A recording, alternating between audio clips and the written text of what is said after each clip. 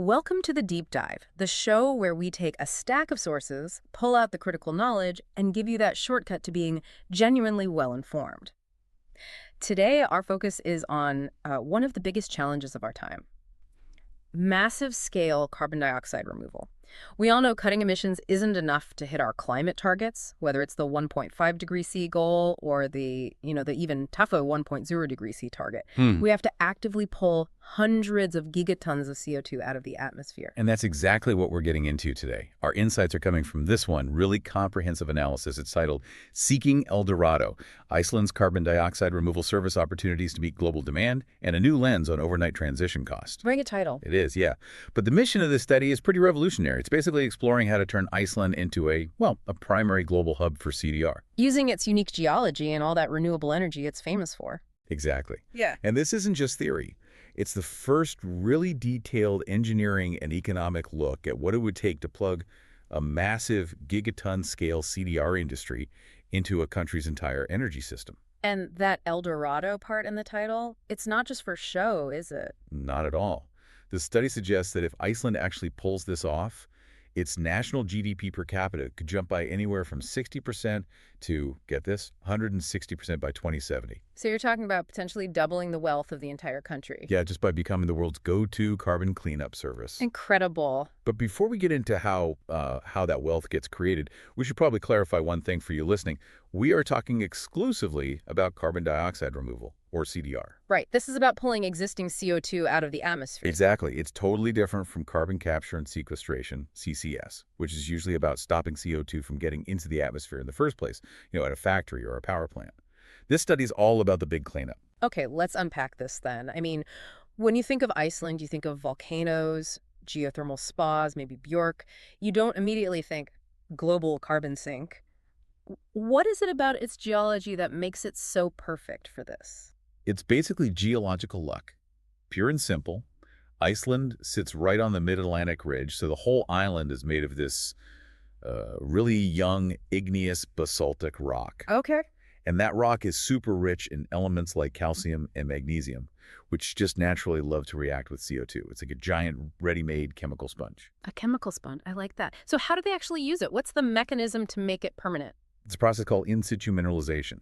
What they do, they take captured CO2, dissolve it in water, pressurize it, and then pump it deep underground into these basalt formations. So you're speeding up a natural process. Massively speeding it up. In, layman's terms, they're turning a gas into a solid mineral, a rock. And that's the key difference, right? Because with traditional carbon storage, you always hear about the risk of leakage.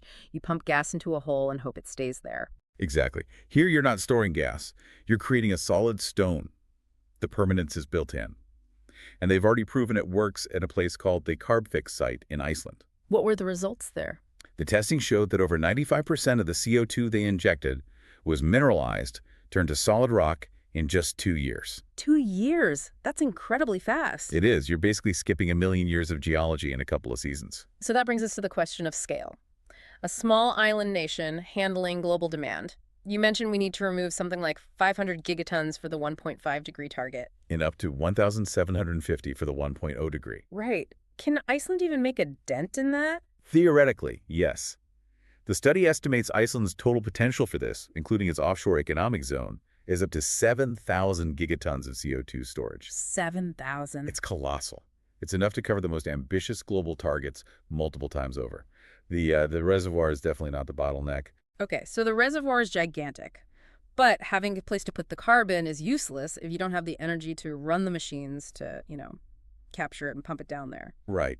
And that's the other half of the equation. So let's talk about the energy system. What did the study find there? Well, the starting point for Iceland back in 2019 was already fantastic. Their electricity is pretty much 100% renewable. About 69% hydro, 31% geothermal. So they're already sorted them. For their own domestic needs, largely yes. But some sectors, like transport, still run almost entirely on fossil fuels.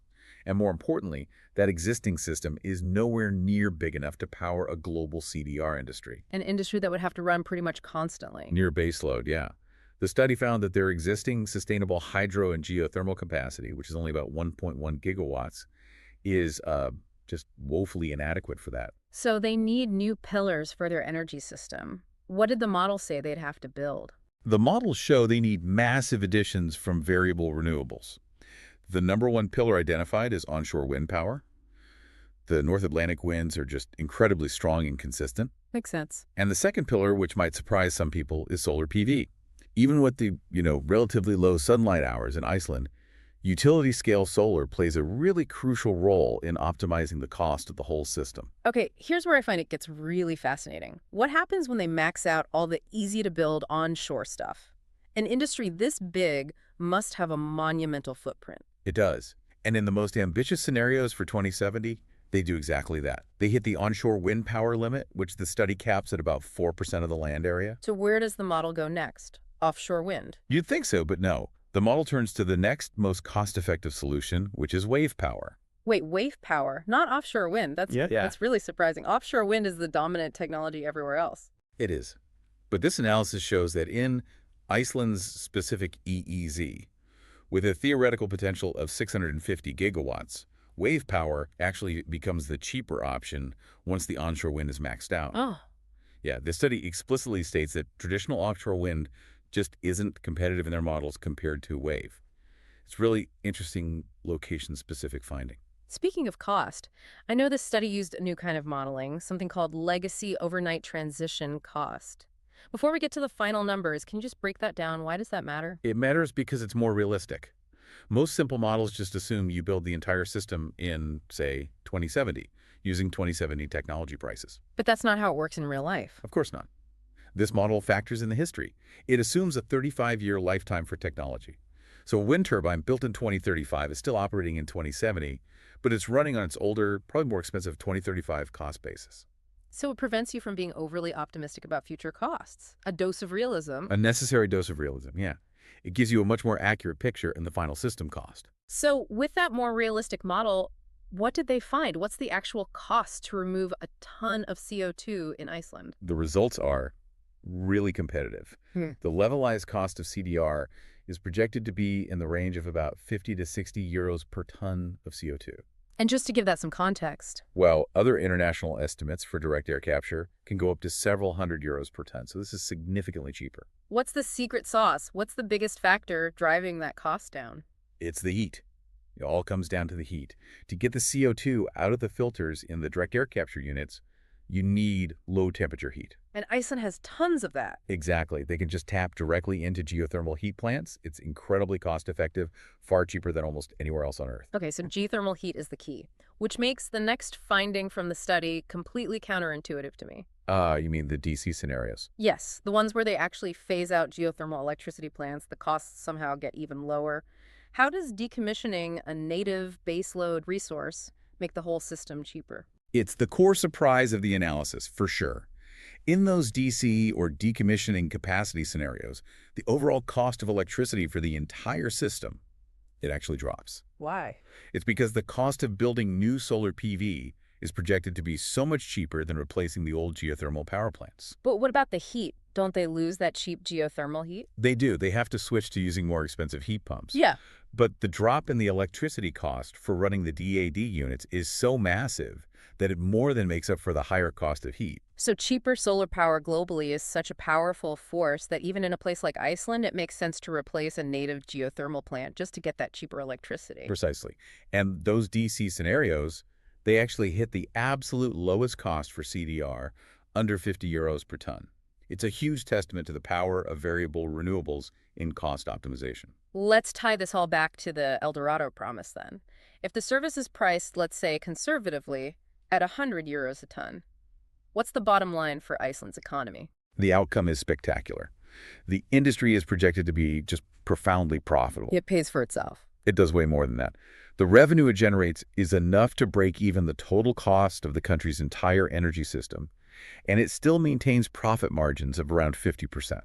So the CDR industry basically pays for the whole national energy transition and then some? A lot of some. Yeah. And that profitability, that translates directly into national wealth.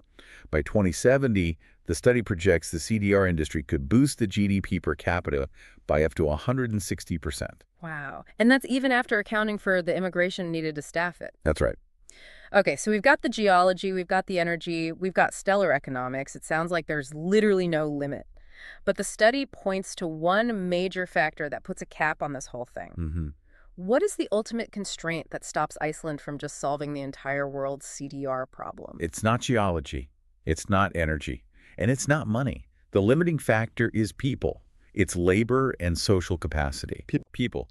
To staff the operations for the really high-end CDR scenarios, the required workforce by 2070 actually exceeds the entire projected population of Iceland. You're kidding. No, and when you factor in their families, you're talking about potentially tripling the country's total population. So the biggest hurdle for this high-tech climate solution isn't engineering.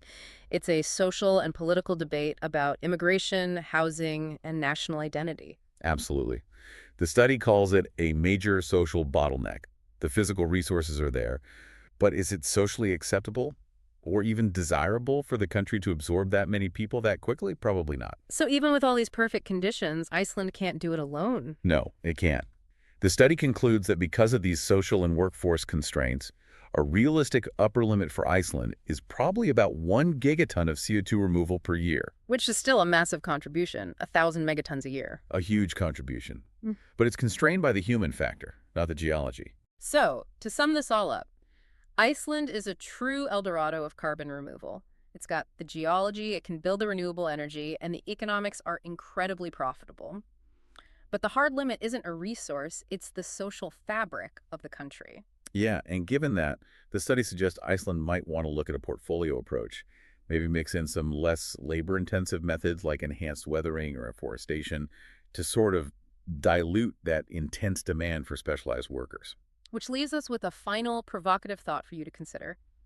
If the ultimate bottleneck for a climate solution in a perfect, resource-rich place like Iceland isn't technology or money, but knowledge, labor, and social acceptance, what does that imply for the rest of the world trying to meet these targets? Thank you for joining this deep dive into Seeking El Dorado, Iceland's carbon dioxide removal service opportunities to meet global demand and a new lens on overnight transition cost. We'll see you next time.